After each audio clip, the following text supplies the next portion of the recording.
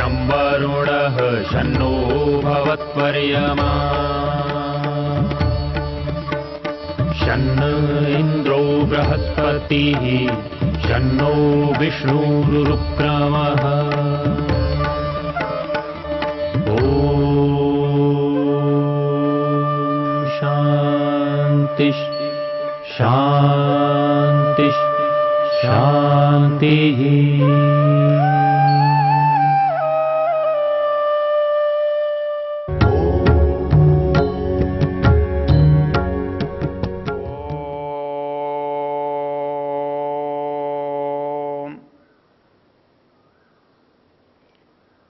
हम यजुर्वेद के शिव संकल्प सूक्त के 6 मंत्रों की चर्चा कर रहे हैं। इनका ऋषि शिव संकल्प है और इसका देवता मन है। प्रत्येक मंत्र के अंत में तन्मे मनः शिव संकल्पमस्तु ऐसा चरण है और इसका अर्थ ये है कि मन तो है वो अच्छे संकल्पों वाला बने, वो विरोधी संकल्पों वाला विकल्पों वाला न बने, बुरे विचारों वाला न बने। तो उससे हमें यह पता चल रहा था कि दोनों तरह की इसमें क्षमताएं हैं।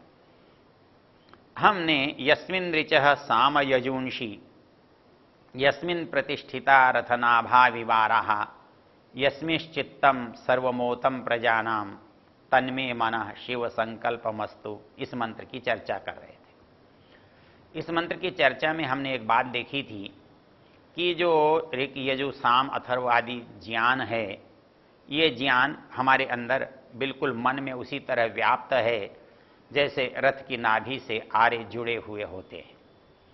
तो ये जो ज्ञान है, तो ये ज्ञान इसमें सदा से है या सदा रहता है, सदा से ज्ञानवान है ऐसा मानेंगे तो हमारी जो शास्त्रीय परंपरा है जिसमें ज्ञान को नैमित्तिक कहा गया है, वो उपार्जित करने से आता है और उपार्जित न करने से भुलाया जा सकता है। इसलिए वो नैमित्तिक ज्ञान बिना निमित्त के, बिना ईश्वर के हमें प्राप्त नहीं होता। तो ऐसी स्थिति में मन को समस्त ज्ञान का आधार जो कहा है, उसकी योग्यता, उसकी क्षमता, उसकी प्राप्ति की सामर्थ्य के कारण कहा है। तो इस दृष्टि से मन हमारे उन सब कामों को करता है।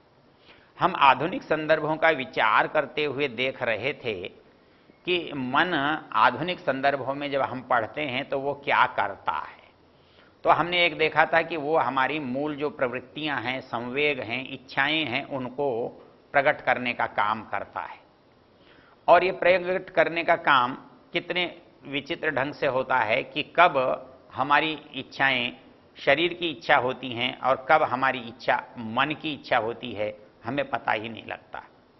हमें कैसे पता लगता है कि जैसे भूख जो है ये शरीर की इच्छा है और ये शरीर की इच्छा मन के द्वारा प्रकाशित होती है, प्रकट होती है, और जब भोजन मिलता है तब इसकी पूर्ति होती है। यहाँ तक तो इसका संबंध शरीर से है। लेकिन जब आप कहते हैं कि इस भोजन में कुछ मीठा होता तो अच्छा था, खीर होती तो अच्छा था, मिठाई होती तो अच्छा था, अमुक चीज होती तो अच्छा था, ये आवश्यकता शरीर की नहीं होती, ये आवश्यकता मन की होती है। इसको हम 2 भागों में बांट सकते हैं कि जो शरीर से जुड़ी हुई चीज है उसे आवश्यकता कह सकते हैं और जो मन से जुड़ी हुई चीज है उसे इच्छा कह सकते हैं। यहाँ जो सबसे विचित्र बात होती है वो ये होती है क्योंकि शरीर सीमित है तो इसकी आवश्यकताएं सीमित होती हैं और मन, इसका सामर्थ्य असीमित है, इसकी गति असीमित है, इसकी योग्यता, सामर्थ्य, क्षमता असीमित है, तो इसकी जो इच्छा है वो भी असीमित होती है। तो वो असीमित को प्राप्त करने का सामर्थ्य रखता है, इसलिए उस असीमित क्षमता का सदुपयोग और दुरुपयोग दोनों हो सकते हैं। तो जब शरीर की आवश्यकता को मन अपने द्वारा प्रकट करता है तो शरीर की आवश्यकता, शरीर के बारे में जो साधन मिलते हैं उनसे पूरी हो जाती है, तब तक तो शरीर की वो आवश्यकता है। लेकिन जब आप कहते हैं नहीं, ये मिठाई बहुत अच्छी बनी है, पेट तो भर गया है लेकिन अभी मन नहीं भरा, तब उस समय आप इच्छा पर काम करते होते हैं, आवश्यकता पर काम नहीं कर रहे होते हैं। यहां हमें विवेक की आवश्यकता होती है कि हम कितना करें और कहां आने के बाद न करें। तो ये जो अंतर है कि हमारा मन कब हमारे लिए उपयोगी होता है और कब हमारे लिए दंड हो जाता है। तो जब मन शरीर के लिए काम करता है, शरीर की आवश्यकता की पूर्ति के लिए काम करता है, शरीर की आवश्यकता की पूर्ति करवाता है, जब तक ये शरीर की आवश्यकताओं की पूर्ति करवाता है तो मन हमारे लिए उपयोगी है, हमारे लिए मन अच्छा है। लेकिन जब मन हमारे लिए इस शरीर पर बलपूर्वक काम करने लगता है, जो आवश्यकता नहीं है उसको भी इसके ऊपर लादने लगता है, तब हमारा वही मन जो हमारे लिए अच्छा था वो बुरा साबित होने लगता है। तो इसके लिए वेद कहता है कि इतना कर सकें जो हमारे लिए आवश्यक है और वहां हम रुक सकें जो हमारे शरीर के लिए आवश्यकता नहीं है। तो वो जो स्थान है, वो जो मर्यादा है, वो जो सीमा रेखा है, उस रेखा का हमको यथावत बोध हो और हम इधर की चीज को बचा लें और उधर की चीज को आने न दें, वो जो परिस्थिति है वो हम पैदा कर सकें। तो उसके लिए यहां कहा तन्मे मनः शिव संकल्पमस्तु। इसमें एक और महत्वपूर्ण तथ्य है। आधुनिक विज्ञान कहता है कि मन का जो स्थूल काम है वो तो ये हो गया कि वो करता है इच्छाओं की पूर्ति। फिर क्या करता है? फिर वो करता है कि हमारा जो याद करने वाला है, स्मृति करने वाला है, कुछ अच्छा करने वाला है, उन कामों को हम करते हैं। तो ज्ञान के स्तर पर करते हैं, ज्ञान का संग्रह करते हैं, ज्ञान के अनुकूल काम करते हैं। वो हमारी मन की दूसरी स्थिति होती है। वो हमारा मन शरीर के धरातल से जब उठ जाता है और अपने धरातल पर, मन बुद्धि के धरातल पर काम करता है, तो उस समय जो हमारा मन काम कर रहा है वो हमारी दूसरी मन की परिस्थिति होती है। तो ये जो दूसरी मन की परिस्थिति है, इस मन को हमने कहा कि भाई ये मन वो है जो हमारे शरीर के साथ साथ हमारी जो बौद्धिक योग्यता है, बौद्धिक क्षमता है, उसको आगे बढ़ाता है। तीसरी जो प्रवृत्ति आधुनिक विज्ञान मन की मानता है उसको अहंकार कहा गया है। लेकिन अहंकार का यहां स्थूल रूप नहीं है। अहंकार का मतलब मैं मात्र नहीं है, बल्कि उसके अंदर जो विवेक है, जो आदर्श है, जो उसके अंदर ज्ञान की पराकाष्ठा है, जो बलिदान की भावना है, जो सेवा परोपकार धर्म की इच्छा है, जो आत्मा के गुण हैं, वो जब उसके अंदर खूब प्रकट होते हैं तब वो हमारा तीसरा जो श्रेणी का काम है, वो हमारे तीसरी कोटि का मन है, जहां अहंकार हमारे अंदर श्रेष्ठ कर्मों के रूप में, श्रेष्ठ सेवाओं के रूप में, श्रेष्ठ विचारों के रूप में, विवेक और आदर्श के रूप में हमारे सामने प्रकट होता है। तो ये मन हमारे प्रतिदिन के काम आता है, छोटे से छोटे काम के लिए और बड़े से बड़े काम के लिए। छोटे काम के लिए हमारी इच्छाओं से, संवेगों से, हम धूप में खड़े हैं, धूप लग रही है, हमारी इच्छा होती है हम छाया में चले जाएं। हमको गर्मी लग रही है, हो सकता है हम थोड़ा ठंडा पानी पी लें, हो सकता है हम थोड़े से ठंडे पानी में स्नान कर लें, हो सकता है हम थोड़ी ठंडी छाया में बैठ जाएं। तो हमारे जो छोटे छोटे काम हैं जो हमारे शरीर से जुड़े हुए हैं, उनको भी ये मन करता है। तो उस समय ये प्रवृत्ति का संवाहक होता है, उस समय हमारी प्रवृत्तियों को तृप्त करने वाला होता है। जब दूसरा स्थान होता है तो हमारे यहाँ ये ज्ञान का अर्जन करने वाला होता है, ये उस के द्वारा हमारे जो स्मृति है उसको प्रकट करने वाला होता है। हम कोई चीज़ भूलते हैं तो उसे याद करने वाला होता है, किसी चीज़ को याद रखने के लिए उसको अपने अंदर बैठाने वाला होता है। और जो तीसरी चीज़ थी वो आदर्श वाली होती है, वो अपने व्यक्तित्व को विकसित करता है। तो ये मन की परिस्थितियां हैं। तो इस मन की परिस्थितियों को यहाँ वेद जिस भाषा में कह रहा है वो ये कह रहा है कि यस्मिन ऋचः साम यजूंषि यस्मिन प्रतिष्ठिता रथनाभा विवाराः, अर्थात इसका एक सहज स्वाभाविक संबंध है, अर्थात वो एक मजबूत संबंध है, जैसे कि आरे जो हैं रथ की नाभि से जुड़े हुए होते हैं। तो यस्मिश्चित्तम सर्वमोतम प्रजाना, यहां प्रजा केवल मनुष्य नहीं है, यहां प्रजा प्राणी मात्र है। हमने पीछे देखा था कि हर व्यक्ति, हर आत्मा के साथ, हर प्राणी के साथ एक मन है, और उस मन की जो क्षमता है वो कब अधिक विकसित होती है, कब अधिक प्रकाशित होती है और कब नहीं होती, ये उस पर निर्भर करता है कि उसको कैसा शरीर मिला है। शरीर जो है उपकरण है, शरीर जो है साधन है। तो मेरी बुद्धि दूसरे की बुद्धि से अलग है, मनुष्य की बुद्धि पशु के बुद्धि से अलग है। किसी के पास कोई योग्यता, कोई क्षमता, कोई विशेषता है और किसी के पास कोई है। तो ये जो बुद्धि की योग्यता, क्षमता अलग अलग है, ये अलग अलग क्यों है? ये अलग अलग शरीरों के कारण है। अर्थात किसी के हाथ पैर अलग हैं, किसी के आंख नाक कान अलग हैं, किसी के मन बुद्धि क्यों अलग हैं? क्योंकि उनका जो शरीर का मस्तिष्क की रचना है वो अलग है। तो जिस व्यक्ति का मस्तिष्क जितना विकसित होता है उसका मन उतना अधिक सक्रिय होता है। तो हम कभी कभी ये सोचते हैं शायद पशु की अपेक्षा हमारा मन शायद ज्यादा सोचता है, या हमारे मन में मौलिक अंतर है पशु के मन से। ऐसा नहीं है।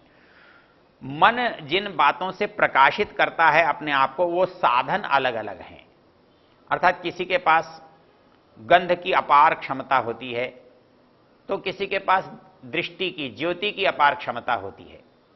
कोई व्यक्ति थोड़ा सा देख पाता है, लेकिन एक प्राणी जो जिसे हम पशु कहते हैं वो रात को भी देख पाता है, अंधेरे में भी देख पाता है, दूर तक भी देख पाता है। एक व्यक्ति अपने शिकार की गंध को मीलों दूर से ले सकता है, उसे पता चल जाता है कि कौन कहाँ है।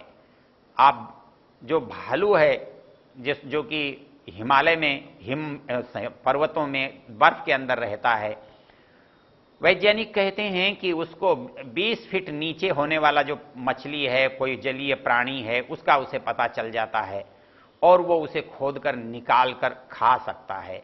तो ये जो प्राणियों के अंदर अलग अलग तरह की क्षमता है, वो उसका परिणाम मन की योग्यता तो सब में समान है, किंतु जो उपलब्धि है शरीर के अवयवों की, शरीर के अंगों की, इंद्रियों की, साधनों की, वो भिन्न भिन्न है, वो अलग अलग है। इसलिए उनका उपयोग, उनका प्रयोग भी अलग अलग तरीके से देखने में आता है। तो यहां पर जो मंत्र में बात कही है, यस्मिश्चित्तम सर्वमोतम प्रजाना, प्रजाओं का जो चित्त है वो इस मन में ओतप्रोत है। अर्थात हमारे पास जो संग्रह है, संस्कार हैं, वो मन में ओतप्रोत हैं, घुले मिले हुए हैं। तो ये घुले मिले जो संस्कार हैं, ये हमारे मन की उस योग्यता का परिणाम हैं जो इनको सदा अपने साथ बनाए रखता है। तो यहाँ पर मंत्रों में जो बातें कही वो दोनों तरह की आई। पहली आई यस्मिश्चित्तम यस्मिन ऋचः साम यजूंषि, अर्थात जो श्रेष्ठ है, जो अच्छा है, जो आदर्श है, जो हमें चाहिए वो भी इसके पास है। और यस्मिश्चित्तम सर्वमोतम प्रजानाम, अर्थात प्रजाओं में यह समस्त प्रजाओं में ओतप्रोत है। हमारे यहाँ हमने दो बातें याद रखी थी कि मनुष्य से जो पशु है वो किस अर्थ में भिन्न है। मनुष्य से पशु केवल एक अर्थ में भिन्न है। मनुष्य के पास दो साधन हैं, इच्छा से नया काम करना और अनिच्छा से या भाग्य से या व्यवस्था से पुराने काम का फल भोगना। संसार में सारे के सारे जो प्राणी हैं वो कुछ नया नहीं कर पाते। उनके यहां कुछ अच्छा या बुरा करने को नहीं होता। न तो वो अच्छा करते और न वो बुरा करते। मतलब अच्छा और बुरा करना मनुष्य से बाहर किसी भी प्राणी के लिए संभव नहीं है। सारे के सारे प्राणी जो मनुष्य से भिन्न हैं वो केवल कुछ और निश्चित काम ही कर सकते हैं। इसीलिए हमारे यहाँ एक सुंदर सी पंक्ति है कि हमारे में और पशु में क्या समानता है और हमारे में और पशु में क्या अंतर है। भर्तृहरि ने एक जगह लिखा है, आहार निद्रा भय मैथुनंच सामान्य में तत् पशुभिर्नराण। कहता है कि सुरक्षा के लिए भय लगता है, भूख के लिए भोजन की इच्छा करता है और संतान की कामना करता है और थकने पर सो जाता है। ये जो स्थितियां हैं ये मनुष्य में और पशु या अन्य प्राणियों में समान रूप से पाई जाती हैं, इनमें कोई अंतर नहीं है। ये तो सब भोग की कोटि में आती हैं। इसको हम पुराने के परिणाम और पुरुषार्थ से प्राप्त करने के उसमें जाते हैं। हम कुछ नया जो कर सकते हैं वो केवल तब संभव है, धर्मो ही तेषाम अधिको विशेष धर्मेण हीना पशु भी समान। तो कहता है कि आहार निद्रा भय मैथुनंच सामान्य में तत् पशुभिर्नराण। तो जो मनुष्य है उसके पास विकल्प है, वो चाहे तो करे चाहे तो न करे। जब मेरे पास विकल्प होता है, मेरे पास स्वतंत्रता होती है, तो उसके अधिकार का फल भी मुझे ही प्राप्त करना होता है। कैसे? यदि मैं एक रास्ता चुनता हूं जिसमें बहुत कांटे हैं, एक रास्ता है जिसमें कांटे नहीं है, बहुत अच्छा बड़ा सुखद है, दोनों से जाया जा सकता है। लेकिन मैं जब अच्छे रास्ते से जाता हूं तो सुख मेरा अनिवार्य होना परिणाम है, और यदि मैं गलत रास्ता चुनता हूं, कठिन रास्ता चुनता हूं, खराब रास्ता चुनता हूं, तो वहां दुख होना मेरे लिए अनिवार्य है। तो ये जो अनिवार्यता है वो फल है, वो परिणाम है। मैं कांटे वाले रास्ते से चलूं और मुझे कांटे न चुभें, ये कैसे हो सकता है? मैं अच्छे रास्ते से जाऊं और मुझे सुविधा न हो, सुखपूर्वक मैं न पहुंचूं, ऐसा कैसे हो सकता है? इसलिए कर्म और कर्म फल के बीच में जो संबंध है वो अनिवार्य है, शाश्वत है, एक दूसरे के बिना हटना संभव ही नहीं है। तो वो एक दूसरे से जुड़ा होने से बिल्कुल एक दूसरे के साथ है, तो कर्म होगा, परिणाम होगा ही होगा। तो इस दृष्टि से जब कर्म करेंगे तो मेरे पास कर्म करने की स्वतंत्रता है, जबकि प्राणियों के पास कर्म करने की स्वतंत्रता नहीं है। तो वो जो भी करते हैं न वो अच्छे की कोटि में आता है और वो जो करते हैं न बुरे की कोटि में आता है। वो तो केवल करते हैं, उसका अच्छा और बुरा परिणाम केवल इतना होता है कि उनकी जो तात्कालिक इच्छा है, आवश्यकता है, उसकी पूर्ति मात्र होती है, और इस पूर्ति के लिए ही वो प्रयत्न करते हैं, इस पूर्ति की ही उनके अंदर इच्छा होती है। लेकिन मनुष्य उस पूर्ति से उठकर इच्छा कर सकता है, उस पूर्ति से बाहर आकर इच्छा कर सकता है, उन आवश्यकताओं से परे जाकर सोच सकता है। और वो जो सोचना है उसको हम धर्म कह लें, नैतिकता कह लें, परोपकार कह लें, अच्छाई कह लें, पुण्य कह लें, जो भी आप शब्द देना चाहें दे सकते हैं। इसलिए उसके परिणाम भी दो तरह के होते हैं, क्योंकि कार्य दो तरह का है। इसलिए अच्छा परिणाम हो ये मेरी इच्छा है। इसलिए इस मंत्र में जो चौथा चरण है वो ये कह रहा है, मेरा मन शिव संकल्प वाला होवे। ओ